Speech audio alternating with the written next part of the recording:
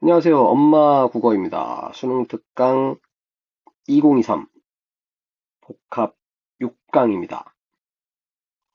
무려 고전소설 조이안의 최척전 엄청나게 긴 소설, 윤은길의 9켤레 구두로 남은 사내, 현대소설, 고전소설, 현대소설 두 작품이 엮였을 때 어떻게 문제가 출제가 될지 어떤 체크포인트가 있을지 확인하는 시간이 되길 바랍니다.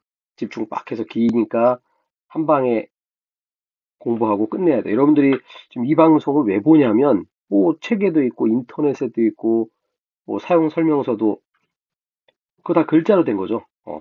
글자로 된 거고, 여러분들이 수업을 왜 듣냐면 도대체 어떤 게 중요한 건지 포인트를 짚어줄 수 없거든. 그래서 이거 딱 10분 동안 들으면서 소설 두 편 머릿속에다가 집어넣기 바랍니다.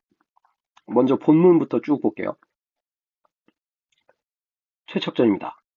맨날 나오는 베트남에서 부부가 적인 만남하는 부분이에요. 이미 뭐 평가원에서도 몇 번 출제가 됐던, 사실은 말도 안 되지. 전쟁 임진왜란이 터져가지고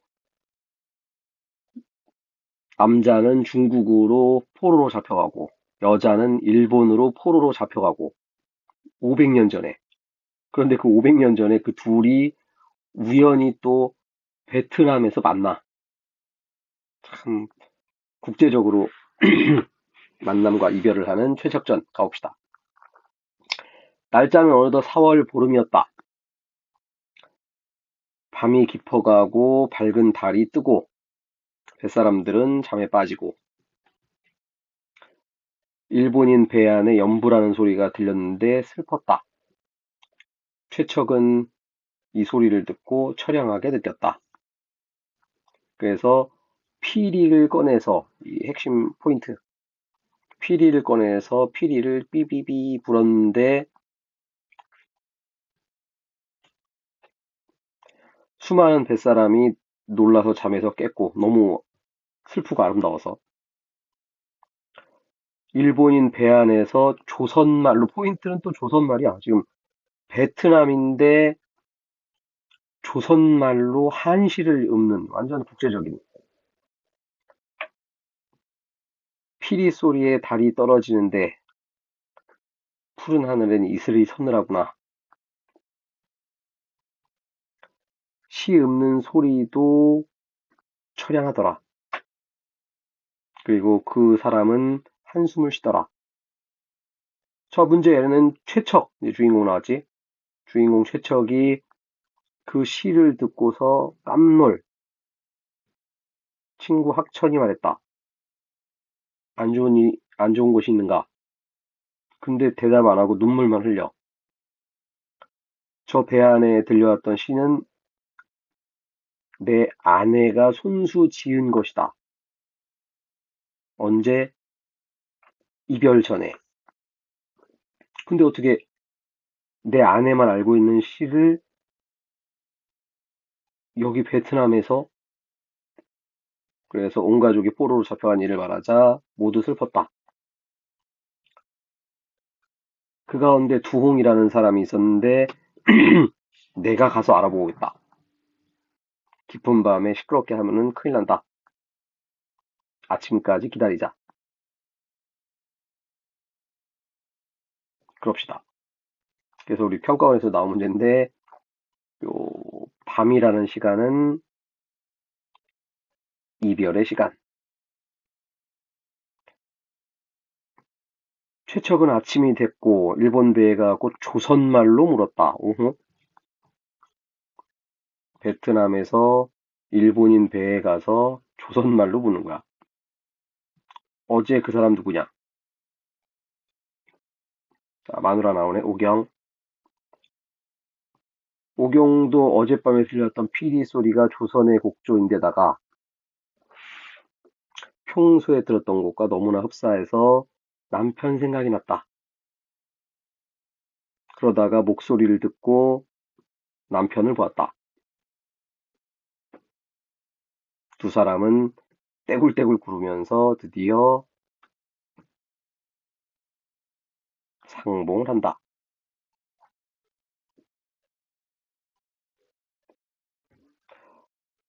최척이 오경한테 물었다.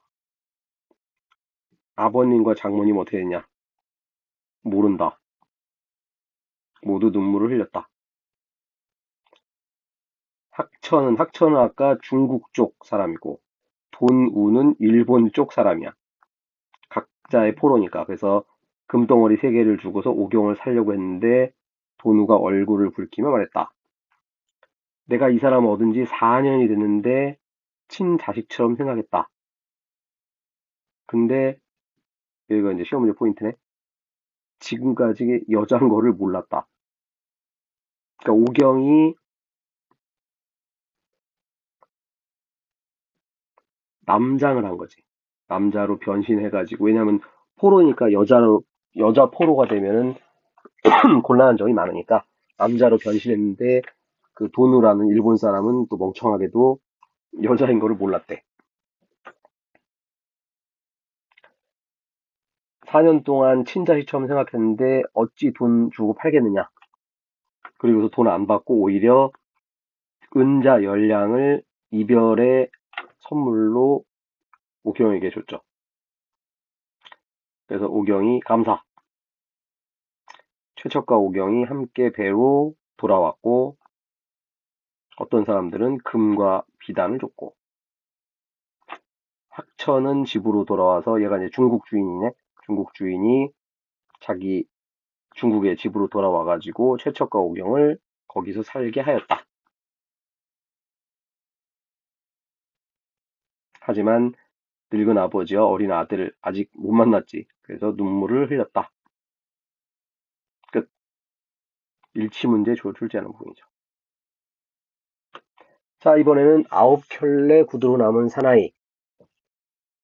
갑시다. 얘도 뭐 워낙 많이 출제가 된 거니까. 자, 나라는 안에 있는 서술자가 나오고 부자는 아니고 간신히 이제 그 학교 선생인데 간신히 집 하나를 마련해가지고 이제 돈이 부족하니까 방 하나를 세를 놔. 근데 거기에 권씨네 가족이 들어와서 살고. 근데 그 권씨가 이상해. 이 새끼 좀 뭐지? 그러다가 이해를 하더라. 아, 이런 놈이었구나. 자, 그러다가 권씨가 이제 이 장면. 나를 찾아와갖고 수술 비용을 빌려달라. 권씨 아내가 3번째 이제 아기를 낳으려고 하는데, 뭔가 좀 문제가 있어. 그래서 아기를 낳다가 죽을 수도 있으니까 돈을 빌려달라. 반드시 갚는 조건임을 강조하면서 그는 성경책 위에 오른손을 얹고 말하듯이 엄숙한 표정을 했다. 나중에 돌려받는 어려움이 더 클 거라는 사실은 생각도 못했다. 그렇다. 끼니조차 감당 못하는 주제에 돈이 얘 한 푼도 없고 돈을 못 벌 예정이야. 그래가지고 어떻게 하냐면 동정은 피하겠다. 야멸차게 불겠다.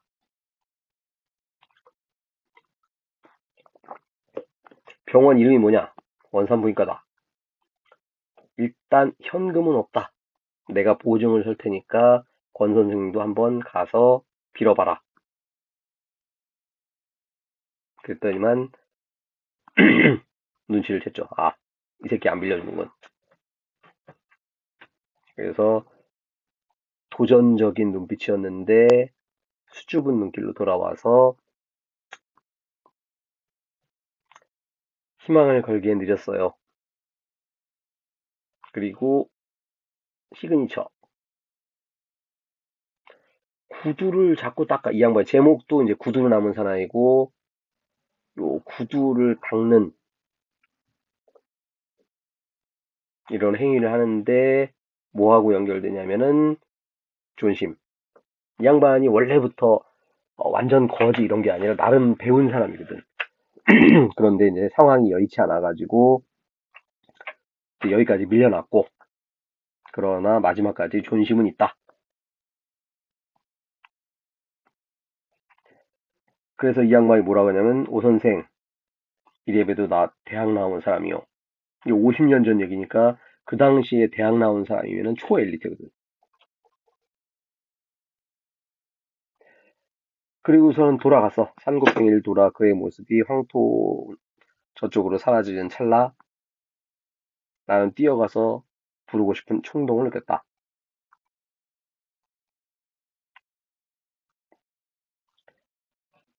그리고 내가 그에게 암만의 빚을 지고 있음은 퍼뜩 깨달았다. 이 뭔 얘기냐면은 얘가 지금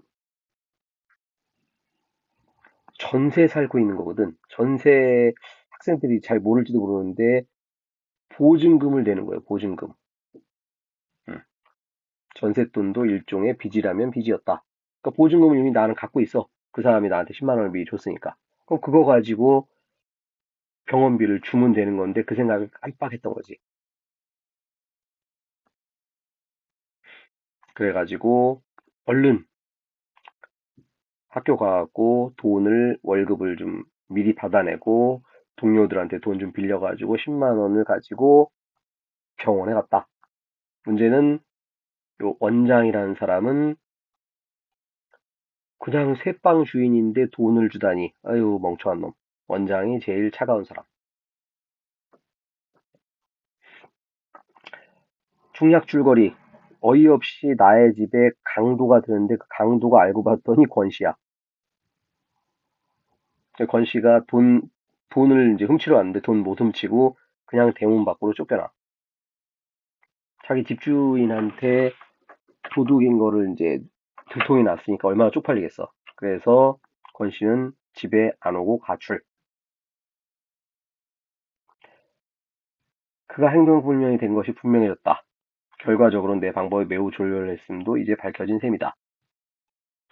복면 위로 드러난 그 두 눈을 보고 권 씨 복면을 썩이 썼는데 눈만 봐도 알 수 있는 거지. 대뜸 알아차릴 수 있었다. 우리 시험 문제 잘 나오는 뭐라고? KNOW.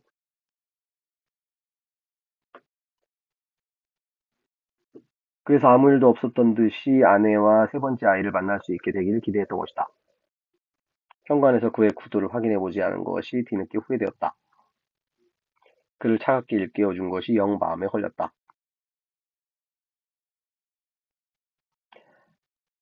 아내가 병원을 다니러 가는 편에 아이들을 죄다 딸려보낸 다음 나는 문간방을 뒤졌다. 그러니까 어떤 단서라도 발견할까 봐. 별다른 이상은 눈에 띄지 않았다. 구태여 단서가 될 만한 흔적을 찾으면 구두일 것이다. 구두가 한두 개도 아니고 9켤레나 되는 구두가 놓여 있었고 정갈하게 닦인 게 6켤레. 월, 화, 수, 목, 금, 토. 출근할 때 신는 거. 먼지를 덮어 쓴 게 3켤레. 그래서 모두 10켤레 가운데 마음에 드는 7켤레를 손질해가지고 매일매일 신을 갈아 신는 거지. 잘 닦여진 7 중에 비어있는 하나를 생각하던 중 나는 한 켤레 구두가 그렇게 쉽게 돌아오지 않으리라는 것을 깨달았다. 아, 자존심 때문에 이 사람은 돌아오지 않겠군. 자, 작품은 끝났고 여기 이제 최척전에 대한 얘기를 이제 쭉 일단 EBS 보기 실어놨고 전쟁 소설에서 제일 많이 나오는 게 가족과 헤어지는 거. 그래서 가장 중요한 과제는 가족과 다시 만나는 거. 그래서 우리 소설에 실린 장면이 요 배에서 피리를 부는 최척. 그림 아주 예쁘게 잘 그려놨고. 자, 그 다음에 고전 소설인데 굉장히 국제적으로 놀지. 자, 원래 조선에 살고 있던 사람이었는데 최척은 중국으로 포로로 잡혀가서 중국에서도 한 군데 있는 게 아니라 이렇게 여러 군데를 거쳐갖고 베트남, 여기 호이안이라고 된 거예요. 호이안이 어디냐면은 그 지금 코로나 때문에 잘 못 갈 거고 베트남 다낭이라고 베트남 그 가운데쯤 있는 다낭 옆에 있는 원래 그 베트남 왕국이라고 있는데 그 왕국의 수도가 있던 곳이 호이안이거든. 그래서 어, 그 베트남 그러니까 당연히 수도가 있던 곳이니까 장사를 많이 하겠지. 여러 나라에서 배가 들어오겠지. 그래서 중국을 거쳐온 최척이 여기 오는 거고. 자, 이번에 마누라 오경이는 교토로 갔다가 나가사키로 갔다가 베트남으로 와서 만나게 되더라. 굉장히 국제적인 소설입니다.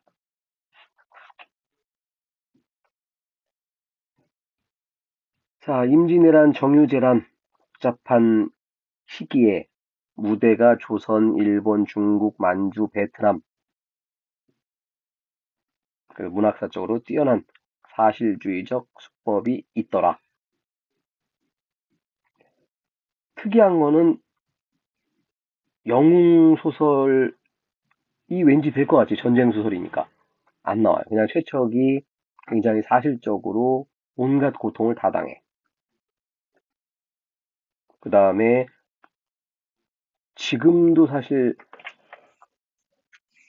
외국 사람이랑 결혼하는 게 그닥 많지 않은데 무려 500년 전에 중국 여자랑 결혼까지 해.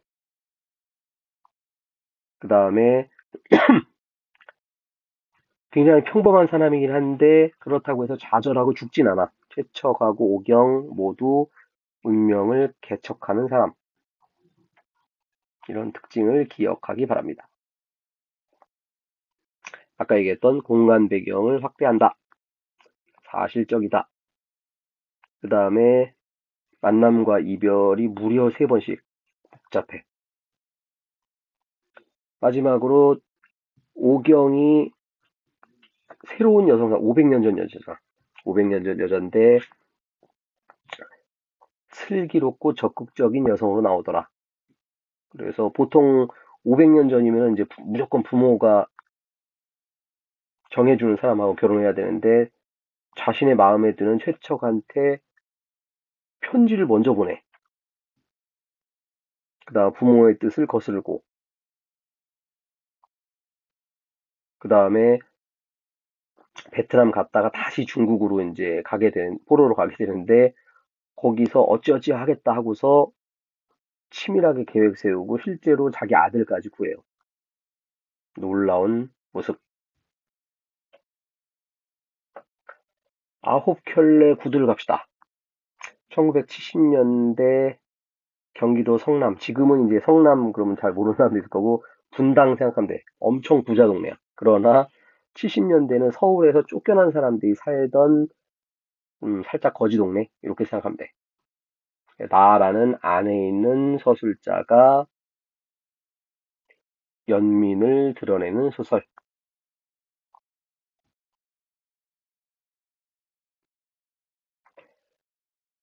자, 워낙 많이 나오는 거는 이제 나 오선생하고 권 씨가 나오는데 수능에서는 아내도 한번 출제가 된 적 있고 한 번도 안 나왔으니까 이순경 자칫 잘못하면 나쁜 놈으로 나오는데 이웃에 대한 관심을 보여주는 인간성을 지닌 존재가 요 이순경입니다. 오른쪽 위에 보면은 상징적인 소리, 일단 구두가 제일 중요하지.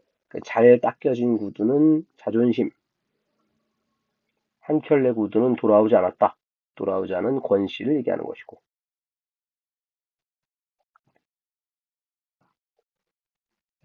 그 다음에 통지서, 권 씨가 20평짜리 땅, 요거 나라에서 다시 돌려받을 줄 알았는데 못 받았지. 그리고서 나가. 통지서. 마치 난서공의 주인공들하고 비슷한. 나쁜 사람은 소극적 시민, 성자는 적극적인 시민. 지금 이 장면은 안 나오는데 꿈속에서 인물이 둘 나와. 찰스 램, 이 사람은 양심적인 사람. 찰스 디킨스, 막 엉덩이 차는 사람이야. 소시민적인 사람. 정도면 여러분들 공부하고 시험 문제 푸는데 충분할 겁니다. 자, 포인트 머릿속에 잘 정리됐을 것이고, 안 된 사람들은 다시 한번 쭉 듣고, 문제 풀고, 복습하면 되겠습니다. 구독, 좋아요, 엄마 국어.